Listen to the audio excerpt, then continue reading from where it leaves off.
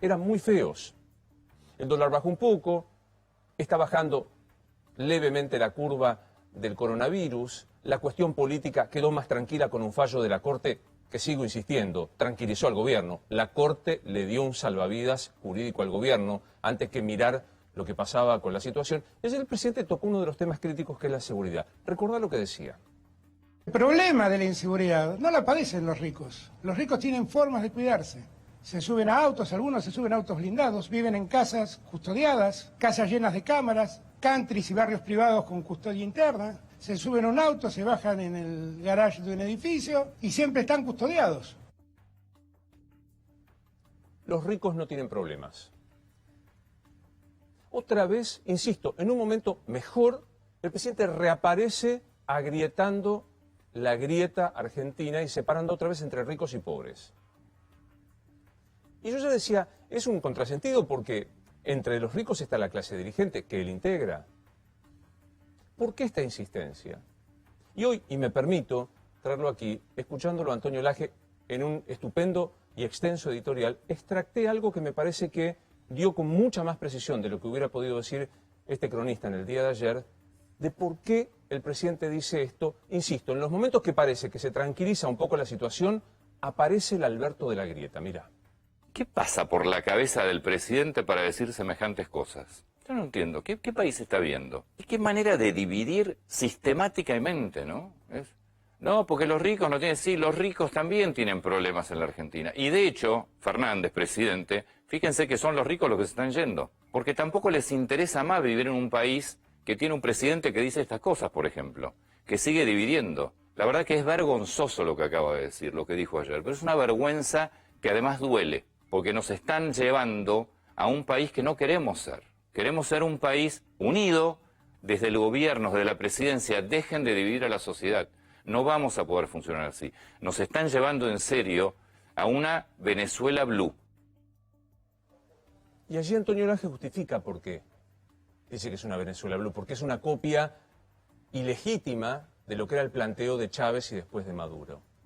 Me parece muy interesante detenerse en este momento de qué pasa por el presidente de la Nación cuando tiene la posibilidad de surfear una ola difícil. Hay que recordar la semana que pasamos, con el dólar casi llegando a los 200 pesos, con los comentarios de todo tipo, con los, la carta de los funcionarios que no funcionan. Se aplaca el temor de lo que viniese de la Corte Suprema, lo favoreció. Hay como una sensación de decir, bueno, se puede... Y el presidente vuelve con este tema. ¿Será que el único modo de hacer política que tiene Alberto Fernández es basarse en la grieta? Sin medir las consecuencias. Pues digo, es el mismo presidente que no hace tanto, en el medio de una situación mejor, volvía con esta declaración.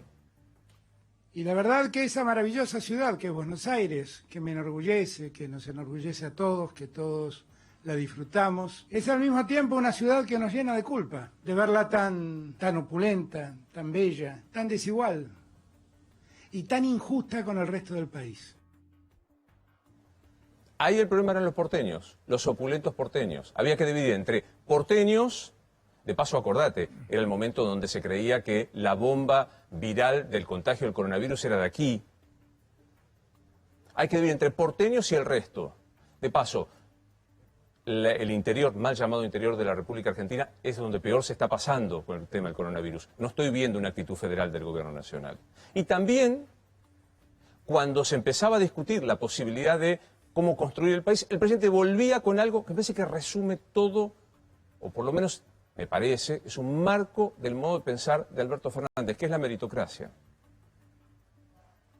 Porque en verdad lo que nos hace evolucionar o crecer no es verdad que sea el mérito como nos han hecho creer en los últimos años. Porque el más tonto de los ricos tiene muchas más posibilidades que el más inteligente de los pobres. Y entonces no es el mérito. Las mejores sociedades son aquellas las que precisamente a todos le dan la oportunidad de desarrollarse. Y las oportunidades son iguales para todos. Yo creo que aquí hay como un hilo conductor.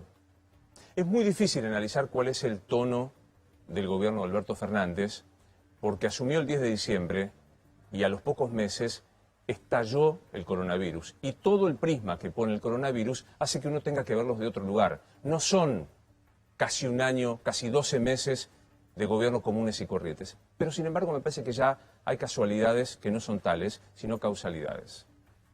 El presidente que había prometido ser el presidente de la Unión Nacional, el presidente que había prometido dejar atrás la grieta y los rencores, cada vez que tiene un mínimo de oxígeno, que la situación coyuntural no lo apremia para hablar de este tema, el dólar, el coronavirus, la inseguridad, la Corte Suprema, reaparece así.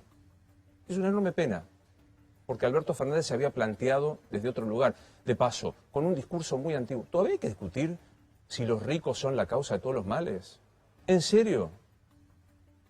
O sea, un país se hace más rico no porque haya políticos que puedan decir esto, porque los políticos no dan trabajo, sí, dan empleo público, absolutamente no genuino y de las consecuencias que sabemos. Ojalá hubiese un país de muchos ricos, en donde se pusiera como modelo, como ejemplo aspiracional, a aquellos que le va bien, como Galperín, pasó en Uruguay, presidente Fernández. Y no creer que el tema de la meritocracia es algo muy, muy interesante, y creo que lo resume Alberto Fernández. Está claro que el mérito solo puede comprobarse entre aquellos que nacen desde el mismo lugar. No puedes tener el mismo mérito alguien como el que suscribe, que ha tenido la suerte de tener una familia que pudo darle educación, a aquel que no ha tenido nada. Pero no se hace el mérito quitándole a los que tienen algo, sino proponiendo que aquellos que lo tienen puedan igualarse y en el mientras tanto no poniendo una pata sobre aquel que lo tiene para que se pueda desarrollar.